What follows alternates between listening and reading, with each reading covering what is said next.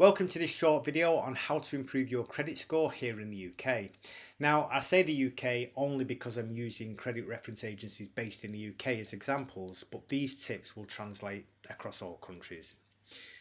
So, your credit score is calculated by a credit reference agency. Now, there are three main credit reference agencies in the UK: Experian, Equifax and Callcredit, and each holds slightly different information about you, which means you will have three different credit scores and three different credit reports.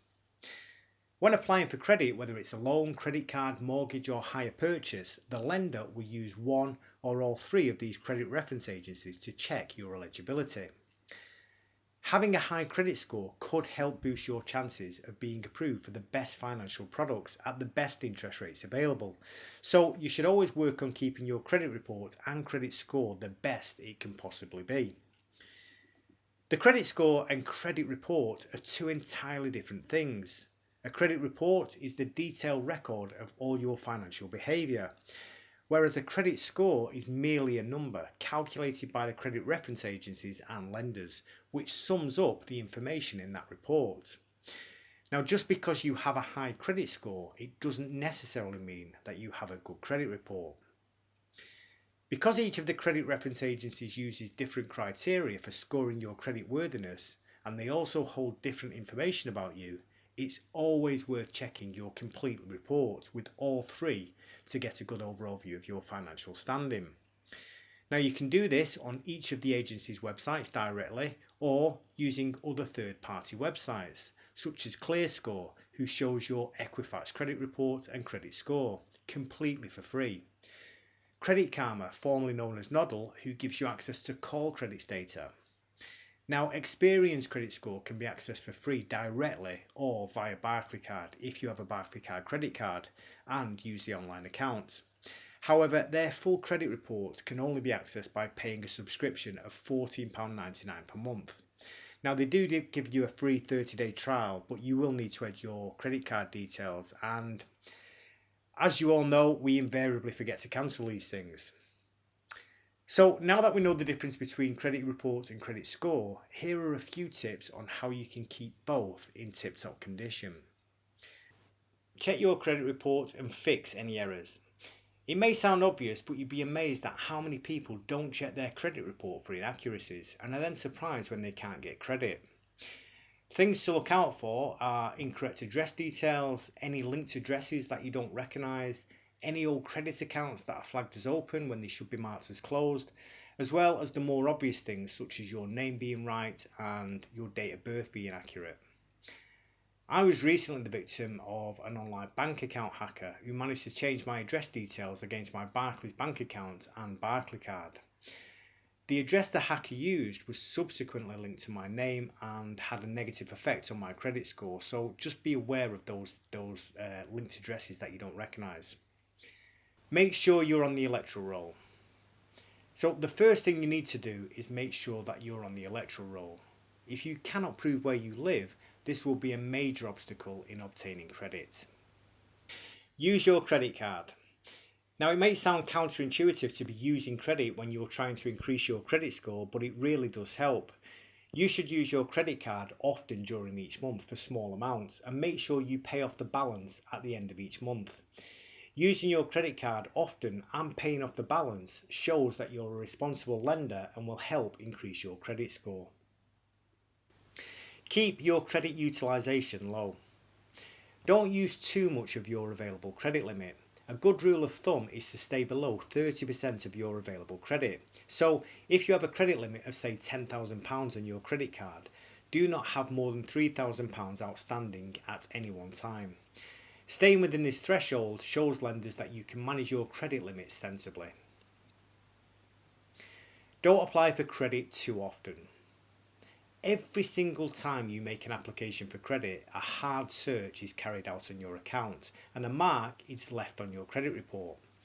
If you make too many credit applications in a short period of time, this could negatively impact your credit score, as it makes lenders think you're desperate for credit. So if you're rejected for credit, try to resist the temptation to apply multiple times. Instead, wait until some time has passed before you apply again, which leads me into the next point. Use an eligibility checker. These days, lenders will often give you an idea of whether they'll give you credit before you actually apply. This will prevent a hard search being performed, which means it won't show on your credit file. Have bills in your name. Mobile phone contracts, telephone and internet accounts and utility bills such as gas and electric count as a form of credit, and they're a great way to show lenders you can pay your bills back reliably, assuming you pay them back on time. If you live with a partner and all the bills are in their name, or if you're sharing accommodation with others who have all the bills in their names, then you're literally missing out on the opportunity to boost your credit score, even if you're contributing to the bills.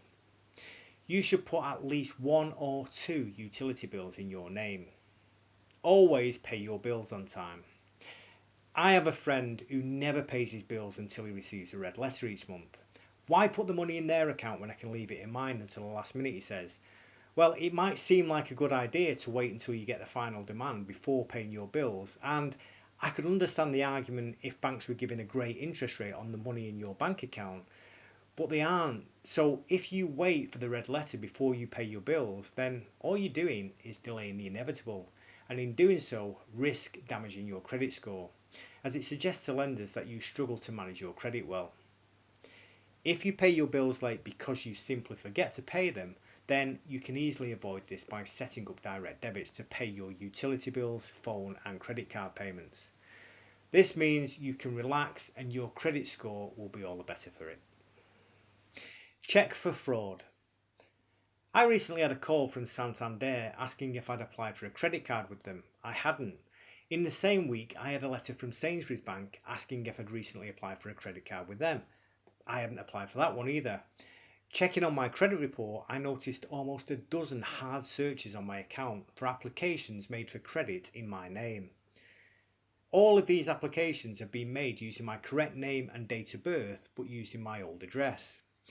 So when the credit application was made and the credit card companies did a credit check, they spotted the discrepancy in my address and subsequently, unfortunately, blocked the application. Now, although the fraudster didn't get the credit, the searches on my account could still have a negative effect on my overall credit score, so be sure to check regularly for recent credit applications on your credit record. You should report any fraudulent activity to Action Fraud. Now the address is somewhere along the bottom here. Also, if you believe you're vulnerable to identity fraud, or if perhaps you think you've had personal information stolen, you can also sign up for the Protective Registration Service from, I think it's CIFAS, although I would normally say CFAS, but CIFAS. Again, the website address is here. Now, this service costs £20 for 2 years, but makes extra security checks whenever credit applications are made in your name. So, to summarise how to improve your credit score here in the UK, check your credit report and fix any errors. Make sure you're on the Electoral roll. Use a credit card. Keep your credit utilisation low. Don't apply for credit too often. Use an eligibility checker. Have bills in your name. Always pay bills on time. Check for fraud. So that concludes this short video on how to improve your credit score here in the UK. Now, like I said at the beginning of the video, these tips will apply no matter what country you're in. So I hope you can utilise some of these tips and increase your credit score. Please leave any comments or questions down below and I'll be sure to answer them. Also, if you enjoyed the video or found it useful, please give me a thumbs up. Be sure to subscribe to the channel for more content coming soon, and I shall see you in the next video. Thanks for watching.